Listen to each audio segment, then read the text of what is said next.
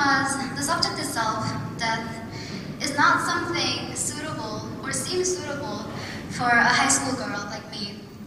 But also because I do not appear to be that dark person who wears vampire costumes and collects skulls every day. But there are certain moments in my life, either extremely sad or even extremely happy, where I just stop for a second and think about that. Especially when I feel really happy and proud of myself, like I got a good score on a test or something.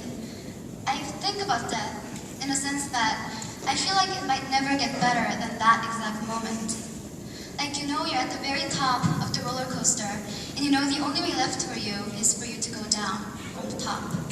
And I'm sure some of you have experienced this kind of feeling before. But despite all this, I am a very happy, normal teenager with great friends and a great family. And actually, I got a 0.3 and a 7 on a psychology test I took recently, a few months ago actually. And the higher the points are, the more severe your status of depression is. And the funny thing is that the average number for Korean high school girls is 38, and the average number for Korean middle school girls is 35, whereas I got a 0.7 and a 3. So you can easily conclude that I am a very happy person, and that I am the opposite of a depressed, lonely child.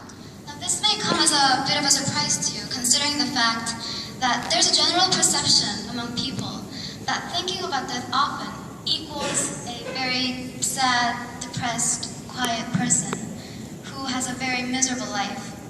But here I am to prove that perception is wrong. I think I began thinking about death since I was a very, very little girl. I've been living with my parents, my grandparents, and as you can see on the family tree, my great-grandmother also used to live with us until I was 12 years old, when she passed away at the age of 86.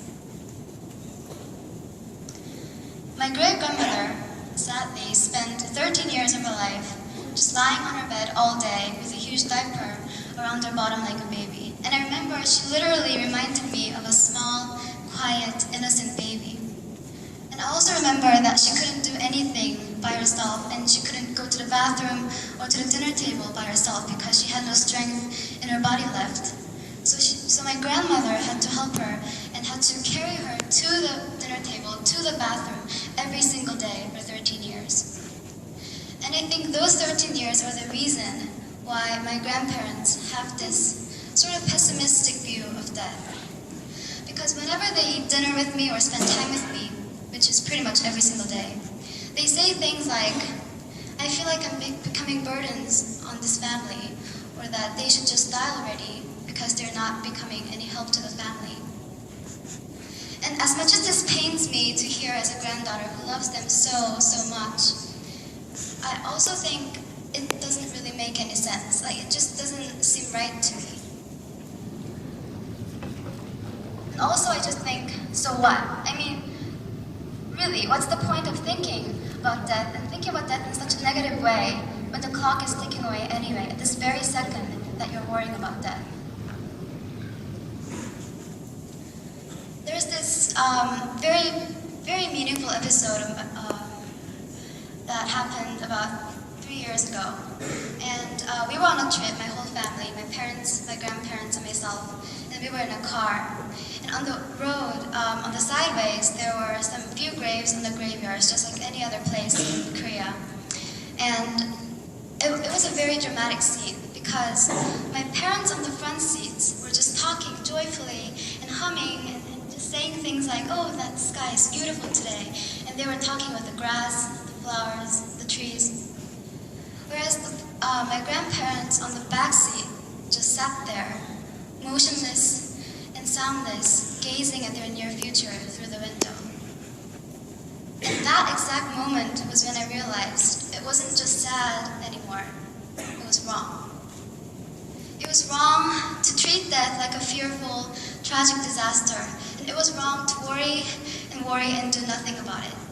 But most importantly, I just did not want to spend the rest of my living journey sighing and regretting about things I should have or shouldn't have done in my life, because time is too precious.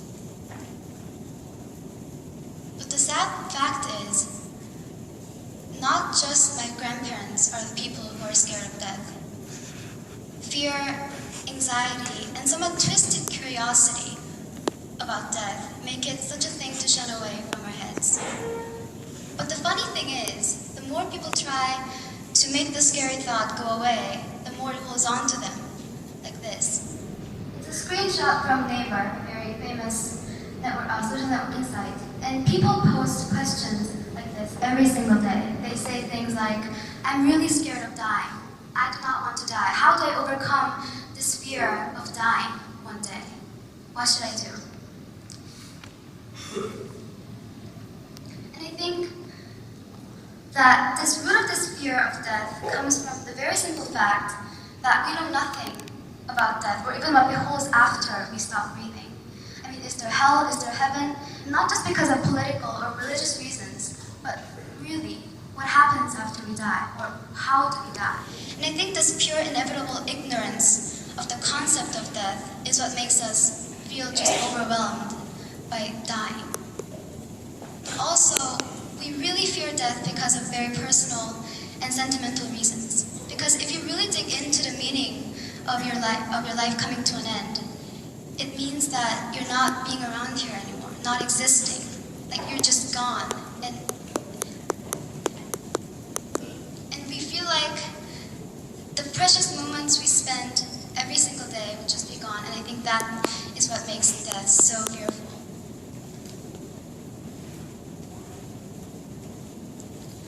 In his book, Death, or 죽음이 무엇인가, Shelley Kagan, a Clark professor at Yale University of philosophy, talks about death and the unavoidable pressure of death in 4 aspects. He says, first, death is inevitable because everyone has to go through it.